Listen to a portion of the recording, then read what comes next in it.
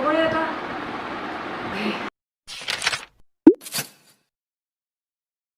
নমস্কাৰ মই মাইতি দাসে আপোনালোকক মোৰ চেনেললৈ স্বাগতম জনাইছোঁ ধুনীয়া স্মুথ গ্লোয়িং স্কিন কাক নালাগে নহয়নে বাৰু সবৰে এটা হেঁপাহ থাকে যাতে মোৰ স্কিনটো হেল্ডি হৈ থাকক সেই কাৰণে মই আপোনালোকৰ ওচৰলৈ লৈ আনিছোঁ কেইটামান সিম্পল বেসিক বিউটি টিপছ যোনটো মই সদায় ডে টু ডে বেচিছত ফলো কৰোঁ আৰু মই ৰিকমেণ্ড কৰিম যাতে আপোনালোকেও ফলো কৰে ক্লিনজিং আমাৰ স্কিনটো ক্লিন কৰি ৰাখিবলৈ হ'লে আমি সদায় ক্লিনজিং কৰিব লাগে ক্লিনজিং কৰিলে আমাৰ স্কিনৰ ডেড চেলছ অইল স্কিনত থকা লেতেৰাবোৰ আঁতৰাই আমাৰ প'ৰ্ছবোৰ ক্লিয়াৰ কৰি ৰাখে আৰু আমাৰ স্কিনত পিম্পলছ উঠাত বাধা দিয়ে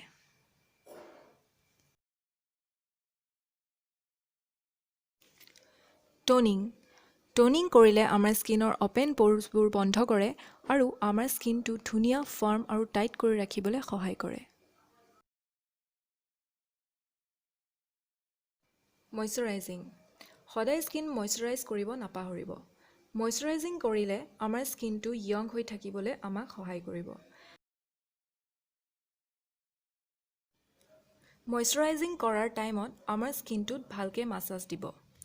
মাছাজ কৰিলে আমাৰ স্কিনটোত সহজত ৰিংকল নপৰিব আৰু আমাৰ স্কিন হেল্ডি হৈ থাকিব ছানস্ক্ৰীন ঘৰৰ পৰা বাহিৰলৈ গ'লে ছানস্ক্ৰীন লগাব নাপাহৰিব ভাল SPF থকা ছানস্ক্ৰীন লগাব ছানস্ক্ৰীনটো এটলিষ্ট SPF 30 হ'বই লাগিব lip balm Atlas lip balm লগাব নাপাহৰিব লিপ বাম লগালে আমাৰ লিপছ হাইড্ৰেট হৈ থাকিব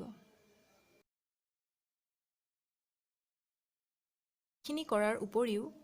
স্কিন হেল্ডি ৰাখিবলৈ হ'লে ডেইলি 2 লিটাৰতকৈ বেছি পানী খাব ৰেগুলাৰ এক্সাৰচাইজ কৰিব ভাল টোপনি আৰু হেল্ডি ডায়েট মেইনটেইন কৰিব এইকেইটা টিপছ ফলো কৰিলে আমাৰ স্কিন সদায় হেল্ডি হৈ থাকিব